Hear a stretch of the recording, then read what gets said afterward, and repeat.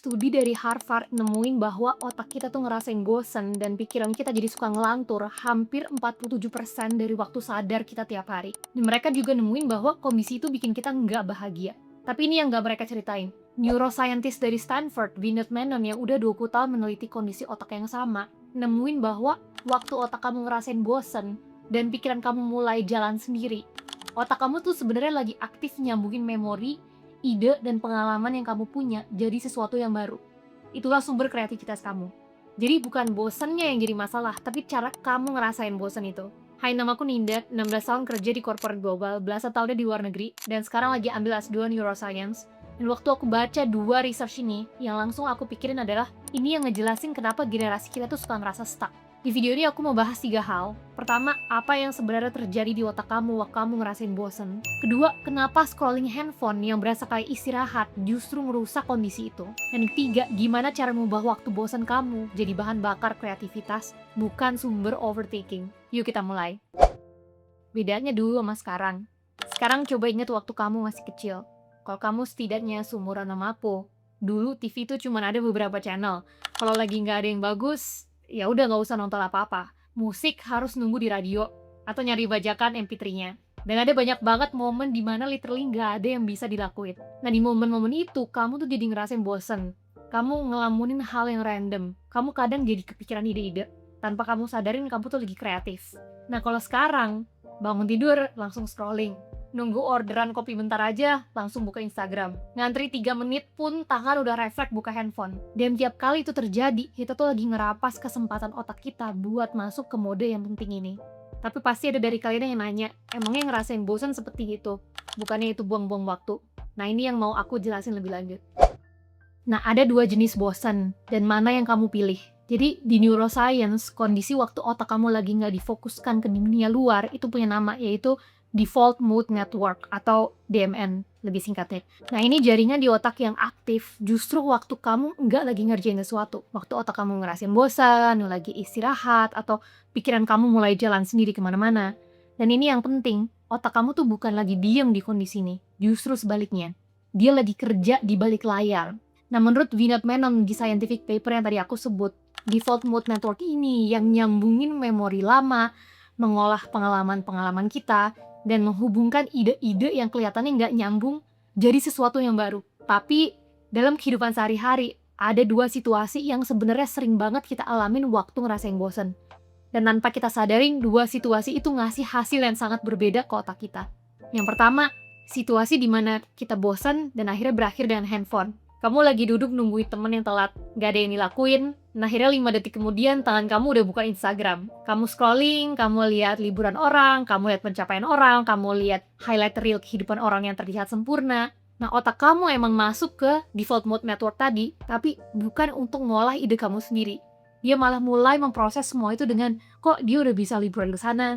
Kok hidupnya kayak gitu? Kok aku belum jadi seperti itu? Nah, tanpa sadar kamu jadi mulai ngebandingin diri sendiri dan sama orang lain itu. Dan itu yang di research bilang bahwa pikiran yang ngelantur ke arah seperti ini yang bikin kita tuh nggak bahagia. Nah, situasi yang kedua, bosan yang dibiarin. Skenarionya sama nih contohnya. Kamu lagi nunggu temen yang telat.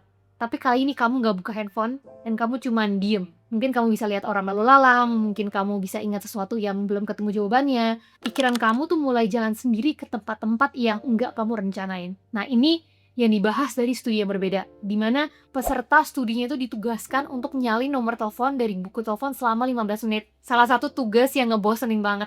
Hasilnya, kelompok yang ngerasain bosan itu jauh lebih kreatif setelahnya dibanding kelompok yang langsung ngerjain tugas kreatif tanpa ngerasain bosan dulu. Nah, kenapa? Karena waktu otak kamu ngerasain bosan dan gak ada pelarian, dia tuh mulai nyari stimulasi dari dalamnya sendiri. Dia mulai ngolah hal-hal yang selama ini belum sempat diproses, dan dari situlah muncul ide-ide dan solusi yang selama ini kamu cari-cari. Nah, hasil dari studi ini juga menyimpulkan bahwa boredom is one of our most creative forces. Jadi bedanya bukan di bosannya itu sama. Bedanya ada di kemana pikiran kamu pergi waktu kamu ngerasain bosan itu. Ya, kalau kamu lari ke konten, akhirnya otak jadi ngebandingin hidup orang lain sama hidup kamu sendiri. Akhirnya jadi nggak bahagia. Kalau bosannya kamu biarkan, otak ngolah pikiran kamu sendiri. Jadi akhirnya ada ide dan kreativitas yang muncul. Nah, ini contoh Albert Einstein tidur tuh 10 jam sehari. Dia sering ngelamun. Dan dari ngelamunnya itu, teori-teori yang mengubah dunia muncul. bukan dari kerja keras non-stopnya. Oke, tapi kalau sekarang ada yang bilang, aku scroll sambil ngerasain bosan juga kok, dan otak aku juga lagi nggak dipakai, apa itu sama aja? Nah, ini yang paling banyak orang salah paham, dan ini justru yang paling bahaya. Nah, kenapa mindless scrolling ini bukan istirahat? Nah, waktu scrolling, khususnya kalau lagi mindless scrolling, kalau kamu emang masuk ke semacam kondisi default mode network. Itu yang bikin kamu tiba-tiba sadar 45 menit udah berlalu, dan kamu suka nggak inget nonton apa. Nah, rasanya emang kayak ngelamun, tapi sebenarnya enggak. Nah, gini bedanya. Default mode network yang sehat butuh waktu untuk ngambil satu pikiran atau satu perasaan dan mengolahnya sampai selesai. Dari situlah lahir insight, solusi, ide baru. Sedangkan waktu lagi mindless scrolling, proses itu tuh sering kepotong. Contohnya, baru aja otak mau mulai mengolah sesuatu. Tiba-tiba muncul video yang menarik. Video yang bikin ketawa atau bikin emosi. Fokus kamu langsung ketarik keluar lagi. Dan otak kamu nggak pernah selesai mengolah apapun. Yang tersisa mah banyak pikiran yang nggak kelar dan itu yang bikin kamu ngerasa capek setelah scroll 45 menit sampai sejam tadi. Terus ada juga satu hal lagi yang lebih nggak berasa. Tadi kita tuh udah bahas bahwa waktu bosan dan buka handphone, otak kamu mulai tanpa sadar membandingkan hidup orang lain ke kondisi hidupmu sendiri. Nah, waktu scrolling itu terjadi berkali-kali dalam satu sesi. Puluhan atau ratusan konten, ratusan perbandingan, semuanya terjadi di bawah sadar. Makanya setelah scroll sejam, kamu tuh malah jadi merasa capek, dan entah kenapa kadang jadi sedikit lebih gelisah dari sebelumnya. Itu bukan ngerasain bosan yang sebenarnya, itu otak yang gak pernah dikasih kesempatan istirahat dengan benar, dan malah dikasih stimulasi yang berlebihan. Tapi gimana caranya biar waktu ngerasain bosan yang muncul adalah ide dan kreativitas, bukan malah overthinking atau gelisah. Jadi harus ngapain sekarang? Nah, ada 3 kebiasaan kecil yang bisa langsung kamu mulai, dan gak satupun dari ini minta kamu jadi orang yang anti teknologi. Yang pertama, jaga 30 menit pertama setelah bangun tidur. Nah, kita emang udah pernah bahas ini di videoku sebelumnya. Jangan langsung buka handphone pas bangun tidur. Waktu kamu baru bangun, otak kamu tuh belum sepenuhnya aktif. Itu lagi dalam proses transisi dari gelombang delta yang dominan waktu deep sleep, naik ke theta, lalu akhirnya ke alpha. Nah, 2 gelombang ini, theta dan alpha, itu yang paling dekat hubungannya sama default mode network. Nah, theta terkait dengan kreativitas dan intuisi. Alpha adalah gelombang yang secara langsung mengaktifkan jaringan default mode network di otak kamu. Artinya, di momen pertama saat kamu bangun, otak kamu tuh ada di kondisi yang paling ideal untuk default mode network tadi itu bekerja. Nah, begitu kamu buka handphone dan masuk ke notifikasi dan konten, otak tuh langsung switch ke beta, which is mode aktif dan reaktif. Jadi akhirnya semua proses itu jadi berhenti. Jadi poinnya, pastiin 30 menit abis bangun tidur itu jangan buka screen dulu. Kamu bisa minum air putih, kamu bisa duduk dulu, dan ini yang bikin beda sama bengong biasa. Pikirin satu hal yang lagi ada di kepala kamu. Bisa afirmasi positif buat hari tersebut. Bisa mikirin keputusan yang belum dibuat, atau sesuatu yang lagi kamu kerjain. Gak perlu dipaksain, biarin pikiran kamu jalan ke sana sendiri. Nah, kebiasaan kedua, manfaatin jeda-jeda kecil di hari kamu. Persis kayak skenario tadi. Nunggu temen yang telat, ngantri beli makanan, jalan dari parkiran, nunggu lift, atau lagi di transportasi umum. Semua momen itu adalah kesempatan default mood network yang terjadi secara alami. Dan kita hampir selalu potong dengan buka handphone. Jadi mulai tinggalin handphone di satu momen kecil setiap hari. Manfaatkan momen itu, pikirin sesuatu yang lagi kamu kerjain. Atau misalkan ada masalah yang belum kamu ketemu jawabannya.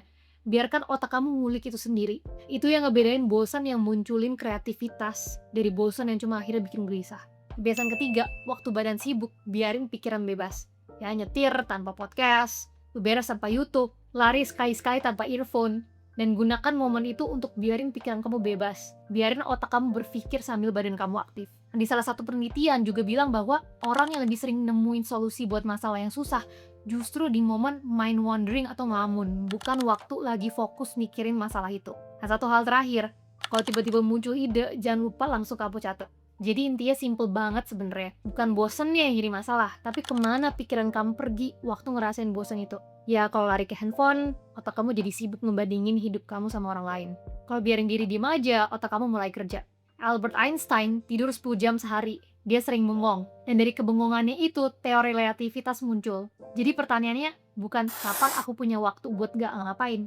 Tapi, waktu ada jeda beberapa menit di hari kamu mau ngapain sama momen itu. Kalau kamu mau lanjut bangun kebiasaan yang bikin hidup kamu naik level, kamu bisa klik video berikutnya. Di situ aku bahas langkah-langkah kecil lain yang bisa kamu mulai hari ini juga.